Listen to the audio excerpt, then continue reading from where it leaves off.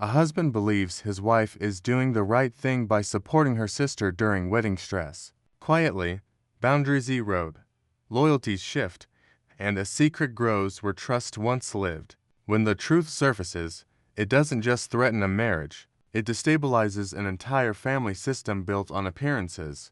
Michael Carter had learned to measure stability in ordinary things: school lunches packed before sunrise, a shared calendar that never surprised him, the way his wife, Rachel, used to check with him before making plans that touched the family's rhythm. They had 2 children, 9-year-old Owen and 7-year-old Clara, and life moved at a pace that felt earned rather than exciting. When Rachel's younger sister, Emily, announced her engagement to Daniel, the family celebrated loudly and immediately, and Michael noticed how quickly Rachel stepped into a protective role, insisting Emily was overwhelmed, fragile, and needed support. Michael admired that instinct. It fit the woman he believed he married. In the weeks that followed, Rachel began spending more time at Emily's apartment, often staying late to help with seating charts, vendor calls, and dress fittings that seemed to multiply without end. She framed it as being present when it mattered, and Michael adjusted without complaint, taking on more evenings with the kids, explaining to Owen why Mom missed another bedtime and to Clara why Mom promised to read tomorrow instead. The children noticed the pattern before Michael did. Clara asked once why Aunt Emily's wedding made Mom disappear, and Michael brushed it off with a smile that felt thinner than usual. Daniel started appearing more often too, not just at family gatherings, but in passing conversations, his name slipping into dinner talk as if he were part of their daily orbit now. Michael didn't feel threatened. Daniel was polite, careful with words, and always deferential in Michael's presence. That politeness, in retrospect, had edges Michael would later recognize. The first moment that unsettled him arrived without drama. He came home early one afternoon to find Rachel's car in the driveway when she'd said she'd be out all evening, and Daniel's car parked across the street, hazard lights blinking as if the stop were temporary. Inside, the house was quiet except for the hum of the dishwasher. Michael called out, expecting a quick explanation, and heard movement from the guest room, the door closing more deliberately than necessary. Rachel emerged a moment later, adjusting her sleeve, smiling too quickly, saying she had just stopped by to pick something up for Emily. Daniel followed, apologizing for being in the way, explaining he had dropped off contracts and didn't want to interrupt. Michael nodded, let the moment pass, and watched them leave separately, noticing how Rachel avoided his eyes until the door shut. That night, Rachel talked at length about wedding stress and family expectations, about how much pressure Emily was under to keep everything perfect, about how people watched every move. Michael listened, then changed the subject to the kids' schedules, and Rachel agreed a beat too late, as if the switch cost her something. Over the next days, small details accumulated. Rachel took calls outside, lowered her voice when Daniel's name came up, and grew defensive when Michael asked practical questions about timing. When Michael suggested boundaries, saying it might be healthier for Emily to lean on more than one person, Rachel accused him of being insensitive, reminding him how important it was to keep the family united and how ugly things could look if rumors started. The phrase appearances began to surface more often, not as a concern, but as a justification. The children absorbed the tension without language for it. Owen grew quieter, asking if weddings made people angry, and Clara started insisting Michael tuck her in even on nights Rachel was home. Michael felt the house changing shape around him, conversations bending to avoid certain topics, decisions being made elsewhere and delivered fully formed. The turning point came on a rainy evening when Michael arrived unexpectedly at Emily's apartment to drop off the kids' forgotten shoes for a family dinner. He knocked twice before the door opened, and when it did, the space behind Rachel told a story she hadn't prepared for him to read. Daniel stood there with her, too close for convenience, the room arranged for privacy rather than planning, Emily's things conspicuously absent. Rachel stepped between them instinctively, talking fast, saying Emily had gone out, saying they were just finalizing details. Michael didn't argue. He looked past her and noticed the calendar on the wall marked with times that didn't belong to him or Emily, times that lined up with the nights Rachel said she'd be helping. He left without raising his voice, drove home with the kids in silence, and put them to bed himself. Later, when Rachel returned, she spoke as if nothing had happened, asking about dinner, about the shoes, about tomorrow. Michael didn't answer right away. He rinsed a plate, dried his hands, and asked her to sit down. He told her he wasn't confused and he wasn't interested in explanations shaped to protect appearances. Rachel tried to reframe, to minimize, to insist on intentions and stress, and when that didn't land, she warned him not to blow this up before a wedding, not to humiliate Emily, not to put the kids in the middle of adult mistakes. Michael listened, recognized the shift from reassurance to pressure, and understood that whatever had started as support had crossed into something else long before he knocked on that door. He went to sleep on the couch that night, not because he needed distance, but because he needed the quiet to decide what protecting a family actually meant when loyalty had been quietly reassigned. Michael woke before the alarm and lay still long enough to hear Rachel moving quietly through the kitchen, opening and closing cabinets as if she were counting steps. He got up, helped the kids get ready, and noticed how Rachel hovered without joining in, correcting small things that didn't need correction, smoothing Clara's hair twice, asking Owen about schoolwork she had never checked before. On the drive to school, Owen asked if Aunt Emily was still getting married, and Michael said yes, then added that sometimes plans change and adults forget to explain why. The words sounded heavier than he intended, and he didn't add anything else. After drop-off, Michael didn't go to work. He drove past Emily's apartment, then the cafe Daniel liked, then back home, circling a problem he knew wouldn't solve itself. He opened the family laptop and checked the shared calendar Rachel insisted everyone use, comparing it to message timestamps he remembered seeing on her phone screen in flashes when she thought he wasn't looking. The overlap was clean and frequent enough to stop feeling accidental. When Rachel returned mid-morning, surprised to find him there, she asked why he wasn't at work and said Emily needed her later to finalize seating. Michael asked whether Emily knew Daniel had been at the apartment alone with her, and Rachel's answer came too fast, insisting Emily trusted her completely and that Michael was reading malice into logistics. He asked for Daniel's number. Rachel refused, saying it would escalate things and that people were already sensitive. He asked whether Emily knew about the late nights and the private meetings. Rachel said Emily didn't need unnecessary stress weeks before the wedding. The exchange ended with Rachel telling him he was putting her in an impossible position and Michael replying that impossible positions didn't appear overnight. That afternoon, Michael met Emily for coffee without telling Rachel. He chose a place Emily liked, not to manipulate, but because it felt wrong to ambush her somewhere unfamiliar. He didn't accuse or hint.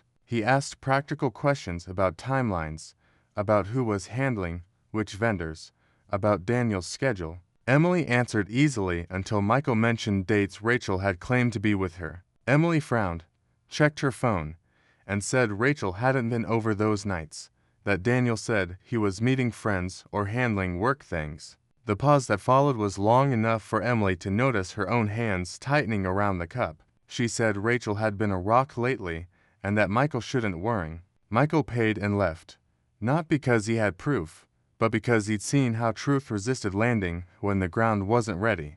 By evening, Rachel sensed something had shifted. She asked where he'd been, asked whether he'd talked to Emily, asked why people were calling her with questions about rehearsal logistics she hadn't handled. Michael answered what he could and left the rest alone. Rachel's voice rose, then steadied, then dropped into a calm that felt manufactured, reminding him of the wedding, the kids' role in it, the family's expectations, and how messy things could get if rumors started now. She asked him to think about the children, to think about how this would look at school, at work, to think about Emily's happiness. Michael watched her choose words carefully and realized how practiced the choices had become. Later that night, Clara wandered into the living room holding a drawing of the wedding scene she'd been coloring, asking where Uncle Daniel would stand. Rachel answered brightly, correcting the placement, while Michael noticed Clara had drawn Rachel next to Daniel, not Emily, and had then scribbled it out. When Michael tucked Clara in, she asked if grown-ups were allowed to make mistakes before weddings. He told her they were allowed to make choices and that choices mattered. The next morning, Daniel called Michael directly for the first time, asking to clear the air, suggesting they meet somewhere neutral to avoid misunderstandings. Michael agreed. They met in a public park, and Daniel spoke carefully, framing everything as support and boundaries blurred by stress, insisting nothing had crossed a line while admitting feelings had complicated things. Michael asked whether Daniel had told Emily any of this. Daniel said it would only hurt her and that timing mattered. Michael told him timing was already doing the damage. When Michael returned home, Rachel was on the phone with her mother, voice soft, saying she didn't know what had gotten into Michael, that he was acting suspicious and distant, that she feared for the children if he kept spiraling. She ended the call and told Michael they needed to present a united front, warning him that family opinions were forming fast and not in his favor. Michael didn't argue. He told her he would be staying elsewhere for a few days with the kids to give everyone space. Rachel protested, saying it would look like an admission, saying people would talk, saying Emily would be crushed. Michael packed anyway, helped Owen choose clothes, explained to the kids they were going to stay with Grandma for a bit, and watched Rachel's expression shift from anger to calculation as she realized the story might start moving without her permission. Michael settled into his mother's house with the kids faster than he expected, not because it felt comfortable, but because routine had a way of asserting itself even inside uncertainty. Emma and Jacob adjusted their questions to the new reality, asking what days they would be picked up and who would take them to practice instead of asking why everything had changed. And Michael noticed how quickly children learn to manage what adults avoided explaining. Rachel began calling less once she realized he wasn't reacting to tone changes or emotional swings, switching instead to messages that focused on logistics, then slipping in reminders about the wedding, about how Emily was barely holding it together, about how cruel it would be to let a misunderstanding ruin years of closeness. Michael responded only to what involved the kids. When Rachel suggested bringing them back home until things cooled down, he said no and offered a schedule instead. The refusal unsettled her enough that she drove to Emily's apartment the same evening, leaving her car there long enough for neighbors to notice, then returned to her parents' house where she told a version of events that framed Michael as distant and unpredictable.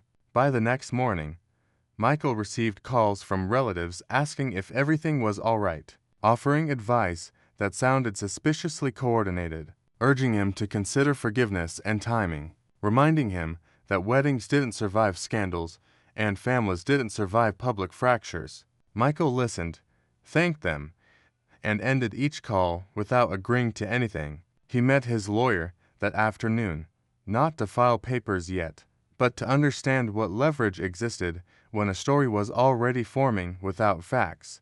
The lawyer asked for dates, messages, calendars, witnesses, and Michael realized how much of Rachel's careful planning had left a trail she assumed no one would follow. That evening, Emily showed up unannounced at Michael's mother's house, eyes swollen, hands shaking as she asked where the kids were and why no one would answer her calls. Michael invited her in, made tea, and waited until she asked the question she had been circling since she arrived. He told her what he knew without dramatizing it, sticking to times and places, to the night at the apartment, to Daniel's meeting in the park, to the messages that overlapped with nights Rachel claimed to be with her. Emily didn't interrupt. She pulled out her phone, scrolled, compared, and asked to see the messages herself. When Michael handed the phone over, she stared at the screen longer than necessary, then stood up abruptly and said she needed air. Later that night,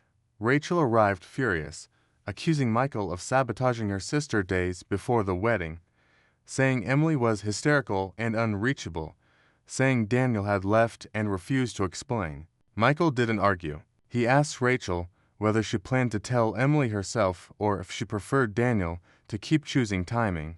Rachel's response was to warn him that he was tearing the family apart and that if he continued, She would make sure he regretted it legally. The next morning, Emily canceled the wedding publicly, citing personal reasons, and the family group chat exploded with speculation and thinly veiled blame. Rachel went quiet for 12 hours, then sent Michael a message asking to meet with attorneys present.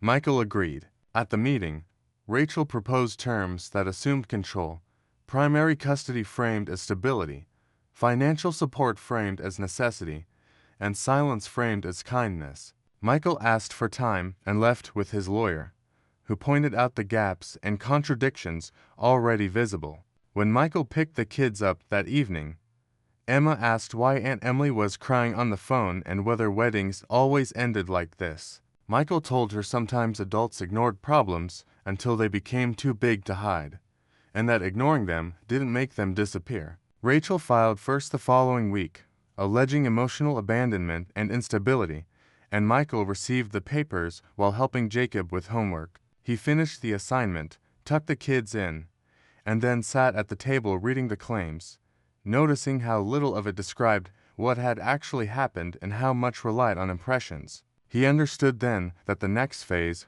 wouldn't be about convincing Rachel of anything, but about choosing whether truth would be documented or drowned out by the version that sounded easier for everyone else to accept. The weeks leading up to the hearing moved with an efficiency that felt almost aggressive. As if once paperwork existed, everyone involved felt licensed to accelerate. Michael adjusted his work hours, arranged school pickups, and kept communication with Rachel limited to messages about the kids, knowing every word could be reframed later. Rachel, meanwhile, began reappearing everywhere she could be seen with purpose. At school gates, at family dinners she had previously skipped, posting carefully timed photos that suggested continuity rather than rupture. Emily withdrew from the family almost entirely, canceling plans, declining calls, and sending one brief message to Michael thanking him for telling her the truth without trying to soften it. Daniel vanished from the narrative except through second-hand updates. A resignation letter sent to his firm, a move announced quietly, the kind of disappearance that didn't require explanation because it avoided accountability altogether. Rachel's parents hosted a dinner framed as reconciliation, and when Michael declined, citing schedules, the tone of their messages changed, moving from concern to disappointment, from disappointment to warning, reminding him how unforgiving public opinion could be when children were involved. At school, Michael noticed teachers asking more questions than usual, counselors requesting updates, the system responding to instability whether it had been asked to or not. Rachel's lawyer filed motions that painted Michael as rigid and uncooperative, emphasizing his refusal to return the children home and suggesting that his distance from Rachel had begun long before any alleged misconduct. Michael's lawyer responded with documentation rather than argument, calendars, messages, attendance logs, the slow assembly of a record that showed who was present and when. Not to shame Rachel, but to establish patterns she had assumed were invisible. The first mediation session collapsed quickly. Rachel arrived composed, flanked by advisors who spoke in her language of optics and timing, and proposed an agreement that hinged on Michael's silence and flexibility. She spoke about stability as if it were a mood rather than a practice, about how children needed familiarity even if adults had missteps, and about how airing details would only confuse them. Michael listened, then asked how stability squared with late nights, secret meetings, and plans that excluded him by design. Rachel accused him of weaponizing personal grievances and stormed out when the mediator asked for clarification. Outside, she told him he was making enemies he didn't understand, that family loyalty had limits, and that people were already tired of the disruption. Michael said nothing and drove the kids to practice, sitting in the car afterward while they ran drills, noticing how they watched him between plays, checking for cues about whether things were safe. The court date arrived with a familiar chill, the hallway filled with relatives and acquaintances who had once shared holidays and now avoided eye contact, and Michael felt the weight of their presence without engaging it. Inside, the judge asked questions that demanded specifics. Rachel described herself as a mother stretched thin by a partner who had emotionally checked out, citing Michael's move and his refusal to engage as evidence. Michael responded by outlining logistics, who handled mornings, who coordinated appointments, how decisions were made when one parent was absent, and when secrecy became routine. When the judge asked about the affair directly, Rachel's lawyer objected on relevance, and Michael's lawyer reframed it as context for planning and deception, not morality. Messages were entered into record, not graphic, but precise, showing coordination, timing, and awareness. Emily did not testify, but a school counselor did, describing changes in Clara's focus and Owen's questions about whether telling the truth caused trouble. The room shifted. Rachel interrupted once, corrected herself, and then grew quiet. By the time the session ended, nothing had been decided, but the air had changed. And outside, Rachel accused Michael of humiliating her in front of people who would never forget it. Michael replied that forgetting wasn't something he was trying to manage. That evening, he cooked with the kids, burned the pasta, ordered pizza, and laughed when Owen pointed out the smoke alarm, realizing that even now, ordinary moments were the ones that held. As the days ticked toward the ruling, offers arrived through attorneys, each more urgent than the last, urging compromise to preserve appearances. Michael declined what required erasing what had happened, understanding that a quieter outcome wasn't the same as a fair one, and that teaching the kids how to live with consequences mattered more than teaching them how to avoid judgment. The ruling came on a weekday morning that felt deliberately ordinary, as if the court wanted to remind everyone that life would continue regardless of who felt vindicated or ruined.